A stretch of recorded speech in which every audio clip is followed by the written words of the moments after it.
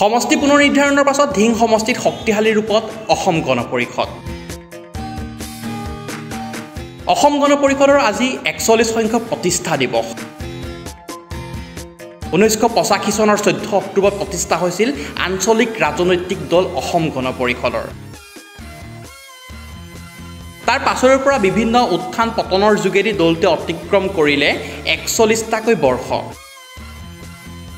শেহতীয়াকৈ সমষ্টি পুনৰ নিৰ্ধাৰণৰ পাছতে ধিং বিধানসভা সমষ্টিত শক্তিশালী ৰূপত দেখিবলৈ পোৱা গৈছে অসম গণ পৰিষদক। আজি ধিঙৰ অসম গণ পৰিষদৰ কাৰ্যালয়ত বিস্তৃত কাৰ্যসূচীৰে পালন কৰা হয় 41 সংখ্যক প্ৰতিষ্ঠা দিৱস। পতাকা উত্তোলন, শ্বহীদ তৰ্পণ, জুবিন গাৰ্গক শ্ৰদ্ধাঞ্জলি জনোৱাৰ লগতে ধিং বিধানসভা সমষ্টিৰ অগপৰ নেতাকৰ্মীসকলে ধিং FRUত উপস্থিত হৈ ৰোগীসকলৰ মাজত ফল-মূল বিতৰণ কৰে। তাৰ পাছতে দলৰ কাৰ্যালয়ত অনুষ্ঠিত কৰে দলীয় সভা। বহুকেইজন দলীয় নেতা উপস্থিত থকা সভাখনত সাংগঠনিক দিশৰ ওপৰত আলোচনা কৰাৰ লগতে এই সভাতে বহুকেইজন লোকে অসম গণ পৰিষদ দলত আনুষ্ঠানিকভাৱে যোগদান কৰে। 14 তাৰিখ 10/5/2025 তাৰিখ মঙ্গলবাৰ অসম গণ পৰিষদ দলৰ 41তম প্ৰতিষ্ঠা দিৱস হিচাপে উদযাপন কৰা হ'ল। আৰু সেই উপলক্ষে সভাৰ কাৰ্যসূচী মতে ধিং FRUত ৰোগীসকলৰ মাজত অলপ ফল-মূল বিতৰণ কৰাৰ ব্যৱস্থা কৰা হ'ল। লগতে ৰোগীসকলৰ স্বাস্থ্যৰ বুজ লোৱা হ'ল।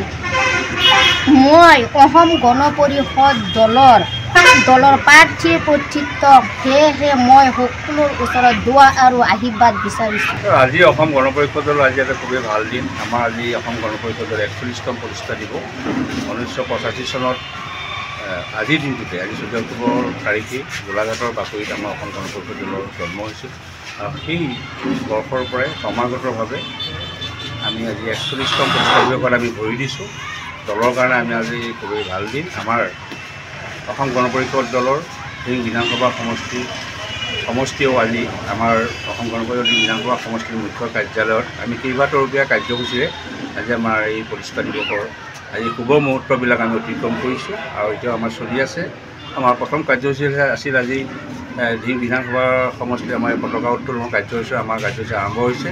আৰু পৰৱৰ্তী সময়ত আমাৰ শ্বহীদ তৰ্পণ আছিল। আমাৰ ধিং বিধানসভা সমষ্টিৰ প্ৰাক্তন বিধায়ক আৰু অসম গণ পৰিষদ দলৰ কেন্দ্ৰীয় কমিটিৰ কাৰ্যনিৰ্বাহক সন্মানীয় সদস্য মুবাৰক আলী পাঠান ডাঙৰীয়া তেখেতে শ্বহীদ তৰ্পণ কাৰ্যসূচীভাগ সম্পাদন কৰিলে।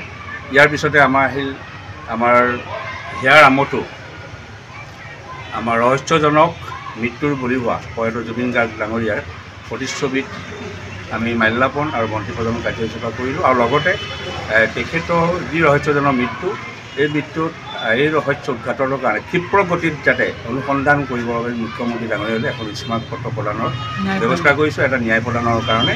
কাৰণ অসমৰ ৰাইজে হিয়াৰ আমঠু সকলো ধৰ্ম বৰ্ণ নিৰ্বিশেষে সকলোৱে মৰমৰ জুবিন গাৰ্গৰ ৰহস্য কেতিয়াও সহজভাৱে ল'ব পৰা নাই আৰু ভৱিষ্যতেও ল'ব নোৱাৰে। ইয়াক আমাক লাগিবই। অসম গণ পৰিষদ দলেও একেধৰণে আমি অসমৰ ৰাইজৰ লগত তেওঁৰ ন্যায় বিচাৰিছোঁ। আৰু তাৰ পিছৰ কাৰ্যসূচীত আমাৰ অসম চৰকাৰৰ প্ৰাক্তন অসম গণ পৰিষদ চৰকাৰৰ প্ৰাক্তন কেবিনেট মন্ত্ৰী মাননীয় আব্দুল জব্বৰ ডাঙৰীয়া আজি কিছুদিনৰ আগতে পৰলোকপ্ৰাপ্তি ঘটিছে বাৰ্ধক্যজনিত কাৰণত। তেখেতৰ আত্মাৰ সদ্গতি অৰ্থে আমি আজি শোক প্ৰস্তাৱ লৈছোঁ। তেখেতৰ পৰিয়ালক আমি প্ৰেৰণ কৰিম। আৰু এটা কথা, আমাৰ প্ৰয়াত জুবিন গাৰ্গ ডাঙৰীয়াৰ আত্মাৰ সদ্গতি অৰ্থে আমি 1 মিনিট মৌন প্ৰাৰ্থনা কাৰ্যসূচী হিচাপে সম্বোধন কৰিছোঁ। তাৰ পৰৱৰ্তী সময়ত আমাৰ আজি সাংগঠনিক এটা যোগদান পৰ্ব আছিল। প্ৰায় শতাধিক ব্যক্তিয়ে আমাৰ অসম গণ পৰিষদৰ ধিং বিধানসভা সমষ্টিৰ অন্তৰ্গত আমাৰ যোগদান কৰিছে।